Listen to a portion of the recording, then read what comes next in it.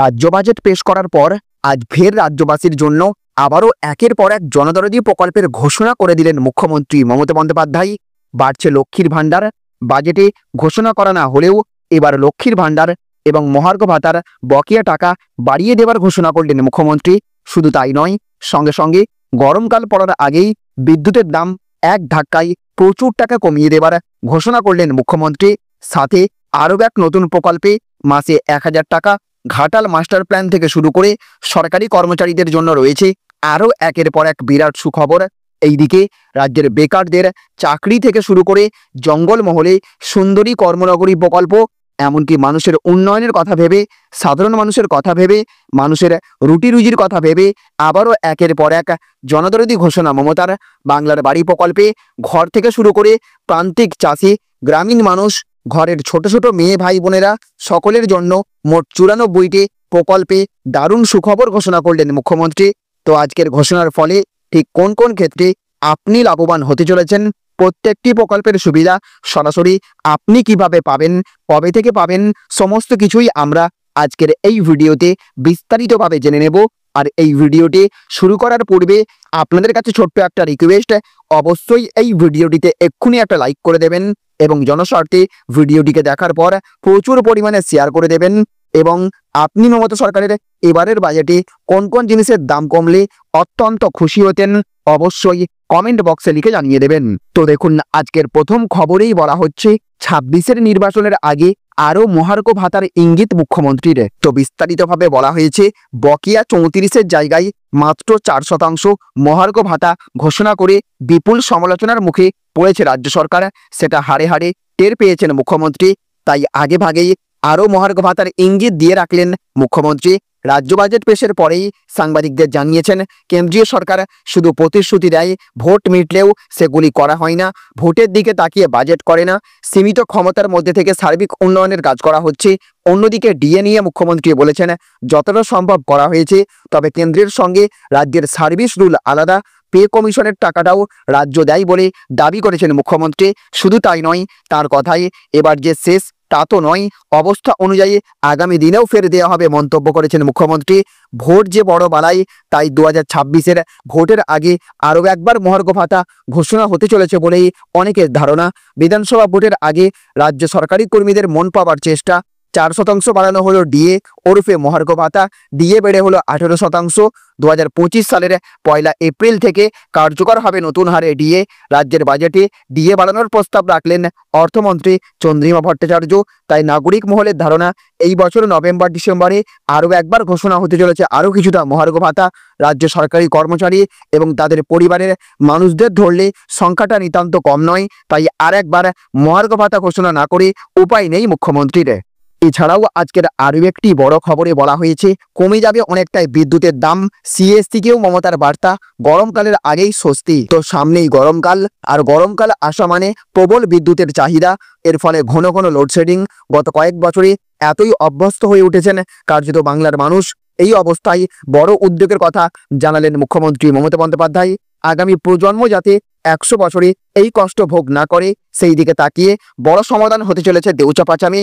মুখ্যমন্ত্রীর কথাই আগামী 100 বছরে বিদ্যুতের অভাব হবে না, এমনকি সস্তায় বিদ্যুৎ মিলবে বলেও মন্তব্য। বাজেট পেশের পরেই সাংবাদিক বৈঠক থেকে মুখ্যমন্ত্রী জানিয়েছেন, দেউচা পাচামি নিয়ে বড় ঘোষণা। বলেছেন, পৃথিবীর দ্বিতীয় বৃহত্তম কয়লা শিল্প হচ্ছে দেউচা পাচামিতে। এই প্রকল্প হলে আগামী প্রজন্মকে লোডশেডিংয়ের সমস্যায় ভুগতে হবে না, এমনকি বিদ্যুতের দাম অনেকটাই সস্তা হবে বলে মন্তব্য করেন প্রশাসনিক প্রধান। এছাড়াও মুখ্যমন্ত্রীর আরও একটি ঘোষণা, রাজ্য বাজেটে ভীষণ হলো চাকরি। তো এবারের বাজেটে আমার একটাই ভিশন রয়েছে, সেটা হলো কর্মসংস্থান। রাজ্য বাজেট পেশ হওয়ার পর সাংবাদিকদের মুখোমুখি হয়ে এই কথাই বললেন মুখ্যমন্ত্রী মমতা বন্দ্যোপাধ্যায়। তিনি বলেছেন, গ্রামীণ মানুষের কর্মসংস্থান তৈরি হবে, পাশাপাশি শহরের অর্থনীতিও পুষ্ট হবে। আমরা মেলবন্ধন করতে চাই, বাংলার ছেলেমেয়েরা যাতে রাজ্যেই কাজ পান, তাদের যাতে অন্যত্র যেতে না হয়, সেই ব্যাপারেও গুরুত্ব আরোপ করেছেন মুখ্যমন্ত্রী। তার কথায়, আমাদের ছেলেমেয়েরা বাইরে গেলে তাদের তাড়িয়ে দেওয়া হয়, বাংলার যোগ্যতাকে সম্মান দেওয়া হয় না। রাজ্য সরকারি কর্মচারীদের 4% মহার্ঘ ভাতা বৃদ্ধি নিয়ে মুখ্যমন্ত্রী বলেছেন, পে কমিশনের টাকা সহ এই ডিএ ভবিষ্যতে আরো পাবেন, আমরা সবটাই ক্লিয়ার করব। মুখ্যমন্ত্রী আরো জানিয়েছেন, জন্ম থেকে মৃত্যু পর্যন্ত 94টি স্কিম আছে আমাদের, আমরা কথা দিলে কথা রাখে। আবাস যোজনা এবং 100 দিনের কাজের টাকা বন্ধ করে দিয়েছে কেন্দ্র সরকার। লক্ষ্মীর ভান্ডার প্রকল্পে 50,000 কোটি টাকা খরচ হয় রাজ্যের, আমাদের থেকে টুকলি করে অনেক রাজ্য এটা চালু করেছে, আবার কেউ কেউ বন্ধও করে দিয়েছে, অনেকে অনেক রকম শর্ত রাখে। আমাদের লক্ষ্মীর ভান্ডার ইউনিভার্সাল, 12 কোটি মহিলা পায়, দুয়ারে সরকারে আরও কয়েক লক্ষ মেয়ে যুক্ত হয়েছে, প্রায় 9 কোটি মানুষ স্বাস্থ্যসাথী প্রকল্পের সুবিধা পায়, 80,000 পড়ুয়া স্টুডেন্ট ক্রেডিট কার্ডে ঋণ পেয়েছে, 3,50,000 মানুষ বার্ধক্য ভাতা পাচ্ছেন, বিধবা ভাতা পেয়েছেন 20 লক্ষের বেশি মহিলা, তরুণের স্বপ্ন প্রকল্পে 52 লক্ষের বেশি স্মার্টফোন দেওয়া হচ্ছে।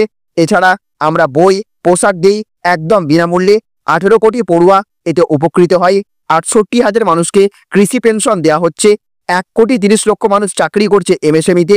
বাণিজ্য সম্মেলন নিয়ে বিরোধীরা বারবার প্রশ্ন তোলে, সেই প্রসঙ্গে এই দিন মমতা জানিয়েছেন, এবারের সম্মেলন বাদ দিয়ে আজ পর্যন্ত যতগুলো সম্মেলন হয়েছে তাতে রাজ্য মোট 19 লক্ষ কোটি টাকা পেয়েছে, তার মধ্যে 13 লক্ষ টাকার প্রজেক্ট শেষ হয়ে গিয়েছে। রূপশ্রী প্রকল্পের বাইরে 1,43,000 শ্রমিকের পরিবার বিয়ের জন্য টাকা পেয়েছে। অনুর্বর জমি আমরা উর্বর করেছি, রাজ্যে প্রায় 75% পেঁয়াজ উৎপন্ন হচ্ছে। ক্ষমতায় আসার পর ইলিশ মাছের রিসার্চ সেন্টার তৈরি করেছিলাম, তারপর থেকে আর ওপারের অপেক্ষায় বসে থাকতে হয় না। 1 লক্ষ ছেলে মেয়ে কাজ পাবে দেউচা পাচামিতে, ওখান থেকে কয়লা পেলে বিদ্যুতের দাম অনেক কমে যাবে। শিল্প প্রসঙ্গে বলতে গিয়ে মমতা বলেছেন, দেউচা পাচামিতে যে পরিমাণ কয়লা মিলবে তাতে আগামী 100 বছর বিদ্যুৎ উৎপাদনে আমাদের কোনো চিন্তা থাকবে না। বানতলা চর্মনগরীতে ইতিমধ্যেই 5 লক্ষ মানুষ কাজ করছেন বলে জানিয়েছেন মমতা। পাশাপাশি যে পরিমাণ বিনিয়োগ সেখানে আসছে তাতে অচিরেই আরও 2.5 লক্ষ কর্মসংস্থান হবে বলে জানিয়েছেন মুখ্যমন্ত্রী। রাজ্যে 6টি রাস্তা হবে বলে জানিয়েছেন মুখ্যমন্ত্রী, যে রাস্তাগুলির দুধারে গড়ে উঠবে শিল্প। রঘুনাথপুর তাজপুর, ডানকুনি ঝাড়গ্রাম, ডানকুনি কল্যাণী, ডানকুনি কোচবিহার, খড়গপুর মোরগ্রাম এবং পুরুলিয়া জোকা কলকাতা, এই 6টি করিডর তৈরির প্রস্তাব রাখা হয়েছে বাজেটে। 2025-26 অর্থবর্ষে এই 6টি রাস্তারই নির্মাণ কাজ শুরু হয়ে যাবে বলে জানিয়েছেন মুখ্যমন্ত্রী, যে খাতে বরাদ্দ করা হয়েছে প্রায় 4,400 কোটি টাকা। মমতার কথায় রাস্তার কাজ হতে হতে যাবে, পাশাপাশি চাকরিও হতে হতে যাবে। এদিকে আবার আজকের আরও একটি বড় খবর, 26-এর আগে বাড়বে লক্ষ্মীর ভান্ডারের বরাদ্দ, ভবিষ্যৎবাণী দিলীপ ঘোষের। তো রাজ্য বাজেটে লক্ষ্মীর ভান্ডারের বরাদ্দ নিয়ে কোনো ঘোষণা করেনি সরকার, তবে প্রাক্তন বিজেপি সাংসদ দিলীপ ঘোষ জানিয়েছেন এবং জানিয়ে দিলেন, বাড়বে লক্ষ্মীর ভান্ডারের টাকা। বাংলার বাড়িতে 16 লক্ষ উপভোক্তার জন্য 9,600 কোটি টাকা বরাদ্দ হয়েছে রাজ্য বাজেটে। সেই প্রসঙ্গে দিলীপ ঘোষ বলেছেন, রেশিও মেনে কেন্দ্র সব রাজ্যকে দিচ্ছে, অন্য রাজ্য 50 থেকে 52% দিয়ে দিচ্ছে, আর আপনারা 18% দিয়ে দিচ্ছেন। নেবার বেলায় এগিয়ে বাংলা, রোজ মিটিং মিছিল, মোদি দিচ্ছে না, আর দেওয়ার বেলায় হাত উল্টে রাখবেন, পিছিয়ে বাংলা। পাশাপাশি বিজেপির প্রাক্তন এই রাজ্য সভাপতি বলেছেন, আপনারা শিল্পের জন্য কত কোটি টাকা দিচ্ছেন? 1400 কোটি টাকা। লক্ষ্মীর ভান্ডার নিয়ে ঘোষণা নেই বাজেটে। সেই প্রসঙ্গে দিলীপ ঘোষ বলেছেন, লক্ষ্মীর ভান্ডার বিনা বরাদ্দেই হয়েছিল, সেটা এখনো চালিয়ে যাচ্ছেন। 26 সালের আগে হয়তো সেই বরাদ্দ আবার বাড়বে, যে নির্বাচন আসছে সেই নির্বাচনের আগে বাজেট হবে, সেই বাজেটেই লক্ষ্মীর ভান্ডারে বরাদ্দ বাড়ানো হবে, কারণ ইলেকশনের জন্য বাজেট হয়। এখন বলছে এই বছরটা চালিয়ে দেওয়া যাক, এইদিকে টানলে ওদিকে পা বেরিয়ে যাচ্ছে। গঙ্গাসাগর ব্রিজের জন্য 500 কোটি টাকা, ঘাটাল মাস্টার প্ল্যানের জন্য 500 কোটি টাকা বরাদ্দ হয়েছে। উনি 14 বছর হয়ে যাওয়ার পর টাকা বরাদ্দের কথা বলছেন, যদি ইচ্ছা থাকে তাহলে আগে করেননি কেন? কেন্দ্র তো টাকা দিতে চায়, মাস্টার প্ল্যান আটকে আছে 1200 কোটি টাকার জন্য।